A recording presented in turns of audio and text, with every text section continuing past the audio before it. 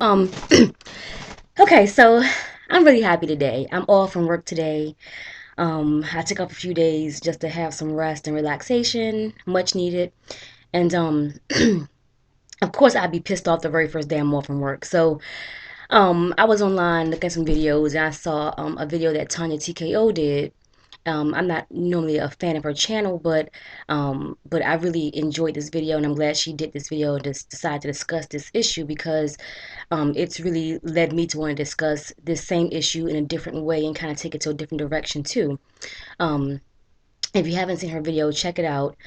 She's discussing how just recently Beyonce decided to pose in I think French Vogue in blackface. Um, this may be old to some of you guys, but I haven't seen it discussed a lot on YouTube, so I wanted to put my 2 cents in it, and also discuss the fact that the whole thing with Lil Wayne and how he has decided he don't like dark skinned women, although he is motherfucking dark skinned. Okay, so and I'm posing behind this picture on purpose. This is a picture of the beautiful Diana Ross, who I love, and she was, in my opinion, she wasn't perfect. She's not perfect, but the sister represented black beauty in a way that you don't see represented today in today's media. Where do I start? Okay, let's go to the source. Beyonce and Lil Wayne, they have both exposed themselves as being coons, and I can't really feel bad for, really feel be upset with them really because they're really a symptom of where they come from. Beyonce, we know how her mom is. We've seen her mother in interviews. We've seen Beyonce in interviews, so we know this is somebody who is not necessarily intelligent by any standard really. And Lil Wayne, of course, he's not someone who's intelligent. He's probably dumb as a bunch of rocks, if not dumber. Okay, and when you have people like that who come into the entertainment industry very, very young and very, very impressionable, and they become celebrities. They're given all this money and power and influence and privilege. They have no idea what to fucking do with it. They have no idea what to do with it. And I don't think these celebrities, even understand how much influence they have as far as the world. Celebrities back in the day and our parents' generation, they were a different breed. These people would they spoke out against oppression, you know what I'm saying? Paul Robeson, there are so many celebrities back in those days who actually stood up and fought against the oppression that they were under as celebrities. As celebrities, they spoke for the whole black community. Not saying that our celebrities today have to do all that, but damn it, at least be aware of our struggle and not spit in the face of what we have gone through in this country. And for Beyonce to go up there and let herself be put in blackface in Europe. So I guess she didn't think that why they asked me to put a blackface on. So their excuse, their reason for wanting to do this was that it was the anniversary of a South African singer, fella. I'm not sure the name. I won't get it wrong. I'll put a little link to it somewhere. Or I'll put a blurb to it so you can see what I'm talking about. But Beyonce was, I guess, giving a tribute to that individual, and that person's much darker than Beyonce. So they put Beyonce in blackface, and her face only. Her body was completely still in her own complexion, but her face was in blackface. And so Beyonce didn't have the wherewithal to think that, something is wrong here. She didn't have the mind to challenge that. In my opinion, it was completely bullshit. Because French Vogue is the most creative magazine, fashion magazine editorial in the world. They have done blackface before, too, on a white girl. I'm assuming it caused like a controversy, so now they want to try to do it on a black girl. And to me, it's embarrassing that Beyonce doesn't have the common sense God gave a rat. Seriously, rats are pretty smart, and I don't think a rat would allow itself to be made fun of in front of its own face. You know what I'm saying? And I don't understand how she can allow herself to be made fun of like that. I think it's just, why would you allow? This is a rant, so this is gonna be a rant. It makes no sense. It's gonna be crazy. So Little Wayne also, who looks like Spike from the Gremlins, has the audacity to say he don't like dark skinned people. I'm like, you are dark skinned. Your mother, your daddy is probably dark skinned. You have a child that's dark skinned, and it just really shows us the level of self hatred that we have in our community, y'all.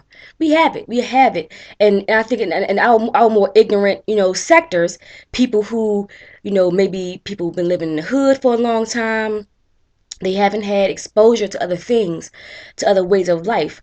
And unfortunately, so many different traditions in our community and mindsets in our community, beliefs or whatever, customs, whatever, all these things have kind of missed that community because the parents aren't really active in their kids' lives the way they need to be. I remember my mom discussing to me how she grew up. You know, she didn't grow up rich either. I didn't grow up rich. We grew up poor. We didn't always have money. There was a small period of time in my childhood when my parents separated and we were on welfare. I was on welfare. And even back then, I still didn't like food stamps. I still wasn't spending food stamps when I was a little kid. I was a little kid. I always took the food stamps and just gave it to somebody else. But that aside, we as black people, we've allowed welfare to change us. So many of us have lived off welfare so long that we have lost ourselves. We've lost the ability to do for ourselves. We've lost the ability to think for ourselves. We've lost the ability to fight for ourselves, to fight for our community. You know, I didn't like Tupac very, very much. Didn't like Tupac very much when he was alive. I saw him as somebody who was extremely attractive. God, Lord, he was a fine man. He was fine, but I felt like he lacked direction. And by his mother being a ex-Black Panther, I thought he would have had more, common sense of how he dealt with the media. But of course, the ghettoization of a lot of Black people has just caused so many of us to lose that in ourselves. And I don't mean everybody in the ghetto, because I grew up in the ghetto, not in any ghetto, but I grew up near ghettos and in some poor neighborhoods when I was a kid. My mother never let that become who our mentality, though. My mother made sure that our mentality remained solidly, African American and proud of our heritage. My father did the exact same thing. My dad was extremely proud of his heritage as a Black man. My dad was as black as that writing on that poster right there, okay? And beautiful. And my mother was my complexion, you know what I'm saying? And those things never really mattered to us. We were all black people. We all black and all proud of who we are. And it seems like that has been lost in our community. So many of our celebrities have opted to assimilate into the greater American way of doing things instead of having their own identities and um, showing the white world that, hey, here we are, we're creative, we're different, we're unique, we're beautiful, we love ourselves, and you should love us too. If you don't, then fuck you. We still love us anyway. But you have celebrities these days who, instead of taking their own individuality, 'cause they have no individuality, they have no, what I'm saying, they don't have it. They just brain dead, wanting to do whatever they can do to get money and to get respect from these people who don't respect you. Okay, so you come out and you do whatever they say do. You say put this dress on, you put it on. You'll wear whatever they ask you to wear. And just recently, I was reading the Essence magazine. I read Essence and Ebony every single month. I subscribe to both of them. I think it's important to subscribe to black-owned publications, these partially black-owned publications, and many of them they have great articles these days. I'm really impressed with what they've included in the magazines, not just articles of about clothing and design or ads, but they actually can include a lot of substance in their articles.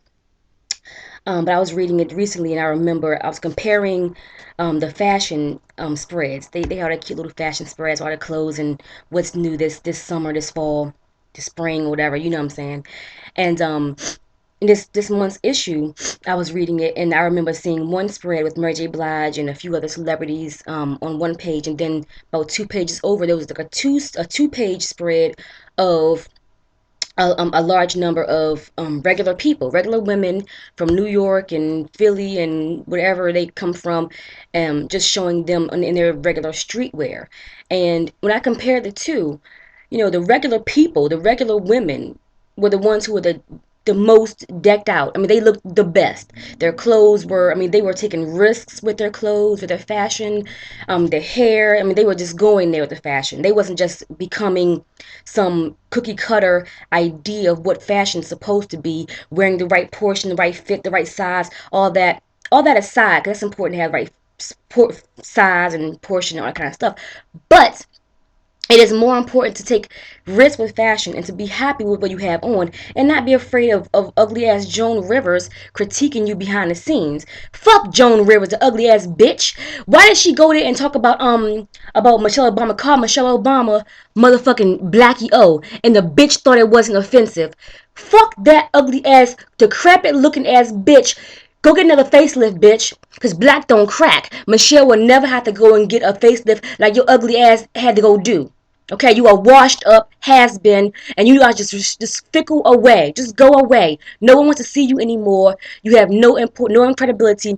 It's so funny to watch a show where Joan Rivers is sitting up there critiquing somebody about how they look. When bitch, you look like a motherfucking animal out of a different universe. We don't know where the fuck you came from. Okay? And she gonna say, oh well, they could have called me Jewio. Bitch, they called you Jewio, it would have been another fucking thing like Palestine's going through right now. It would be another fucking civil war up in America some damn way. The Jews in New York would have went crazy. And you would have been right there beside them. Oh yeah, they were wrong for calling me Jewio. That's some bullshit. But I digress. I digress. That bitch made me digress. Alright, so let's just stop this whole thing by saying we as black people, we cannot, or white people, or any American person in general, you cannot be worshiping celebrities. They're not role models. They're not even fucking smart. They don't have the common sense you have. We work every single day for a living. We save our money up. We're responsible with our money for the most part. Most of us have to be. These celebrities don't ever have that kind of ability. They've never had to work for a living and earn their own way. Most of them, Lil Wayne and Beyonce, I'm sure haven't had to. Not really. They always had someone there to help them. Mommy's always been there. Daddy's always been there. Lil Wayne's had that guy he kissed in that video we saw, Birdman or whatever the fuck his name is. Lil Wayne has that, okay? And it's just ridiculous that our society wants us to worship celebrities. They do. They would love us to do that because they want to have the marketing ability. They want to have a marketing machine. This is why people like Rihanna are so popular. Who we saw her singing just before she got famous. The bitch couldn't sing. She couldn't sing then. She can't sing now. But because she's attractive and she can pose really well and she can sell clothes, she can sell perfume, she can sell makeup, she can sell shoes, she can sell every fucking thing. You know what I'm saying? So they think, oh great, this is a perfect person to put up here. These corporations are running the music industry and it's fucking ridiculous, and we have to stop supporting this stuff. I mean, stop buying albums, stop going to these damn stupid ass movies they do. Stop it. I'm not gonna do it anymore. I'm not supporting anything they do. My money is very valuable to me. I'm not gonna waste it on supporting some shit that all they're gonna do is put 20 more of it out if you support it. Please stop going to see these step up movies. Oh my god. If they step up one more damn time, y'all, shoot them. Please shoot them. Stop stepping up, okay? You can't dance. All you can do is do what you're choreographed to do. You are a studio dancer and that's it. Okay? Like studio rappers, you're a studio dancer. You are not somebody who can just go and dance in some random little club and do a great job. It's like white people have taken dance and they've made it into something dirty. You know what I'm saying? They made it into something cliche. And I think it's just embarrassing, and I just hate it. I love my country, but I can just see through the bullshit. And I hope all Americans that we just start seeing through the bullshit and stop being so easily influenced by the bullshit, because it's truly not beneficial to anybody, not us, not the future entertainers of this world, not our children, not the future generations. But yeah, that's my rant. I'm gonna do another one about something else, so we're gonna keep it going. All right, bye.